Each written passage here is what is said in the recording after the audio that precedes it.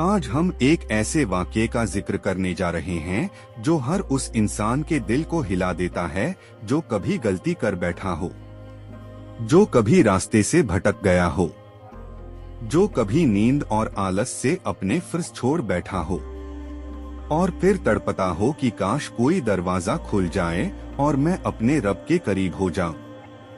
ये वाक़या है काब इब्न मालिक रज़ी अल्लाहु अन्हु का। ये वाक़या सिर्फ इतिहास नहीं बल्कि ईमान का इम्तिहान है। ये बताता है कि तौबा कैसे की जाती है और अल्लाह की रहमत कैसे मिलती है। पहला हिस्सा, ये वो ज़माना था जब शरीयत नई नई लोगों के दिल में उतर रही थी। मदीना इल्म और ईमान का शहर बन रहा था। सहाबा नबी करीम सल्लल्लाहु अलैहि वसल्लम के हर इशारे पर अपनी जान लड़ाया करते थे। किसी को दुनिया की परवाह नहीं थी क्योंकि उन्हें आखिरत नजर आती थी। उसी ज़माने में एक बड़ा युद्ध हुआ, ग़ज़वाए तबूक। ये वो जंग थी जिसमें बहुत गर्मी थी, सफर लंबा, दुश्मन ताकतवर और हालात मुश्किल। इस जंग में नबी करीम सल्लल्लाहु अलैहि वसल्लम ने सबको बुलाया। दूसरा हिस्सा, एक सहाबी की कमजोरी। काब इब्न मालिक रजी अल्लाह अन्हु एक बहादुर, जवान और फौलादी ईमान वाले सहाबी थे। उनकी सबसे बड़ी खूबी ये थी कि वे हमेशा सच्चे रहते। लेकिन उस दिन उन पर एक ऐसी कमजोरी हावी हुई जो इंसान को कादिन से आज तक गिराती रही है। सोच की टालमटोल और आलस। वे कहते हैं, मेरे पास 2-2 ऊंट थे, जैसा पहले कभी नहीं हुआ था। माल भी था, तंदुरुस्ती भी थी और सफर की ताकत भी थी।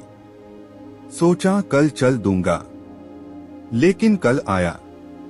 फिर कहा अभी तो वक्त है। और इस तरह जंग निकल गई, लोग निकल गए और काब अकेले रह गए। तीसरा हिस्सा, गलती की पहचान। अब मदीना में कौन बचा था? या तो बूढ़े, या बच्चे, या मुनाफिक। काब को महसूस हुआ कि वो किस गिरोह में खड़े हो गए हैं। दिल पर चोट लगी, लेकिन सफर निकल चुका था।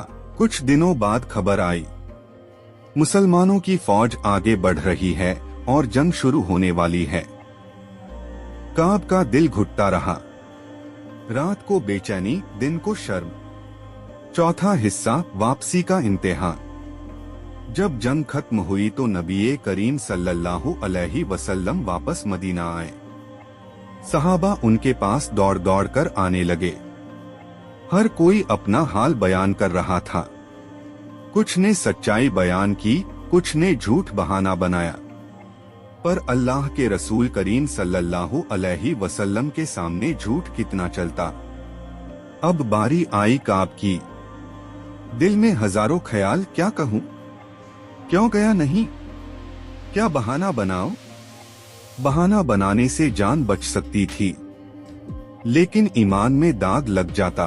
काब कहते हैं, मैंने सच बोलने का फैसला किया और बोले, या रसूल अल्लाह, न मेरा बहाना है न बीमारी, सिर्फ गलती और लापरवाही। नबी करीम सल्लल्लाहु अलैहि वसल्लम को सिर्फ इतना कहा, ये आदमी सच कहता है, उठो और अल्लाह तुम्हारे बारे में फैसला करे। ये बात चुभी भी और दिल को सुकून भी दिया।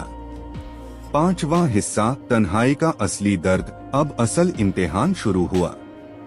काब और 2 दूसरे सहाबा पर बायकॉट लगा दिया गया।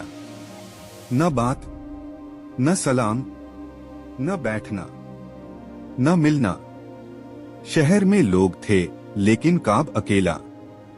मस्जिद में भी लोग थे, मगर काब के लिए सब खामोश। इंसानी जिंदगी में तन्हाई बड़ी कसौटी है।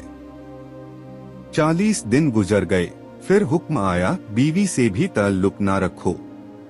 अब तन्हाई और सख्त।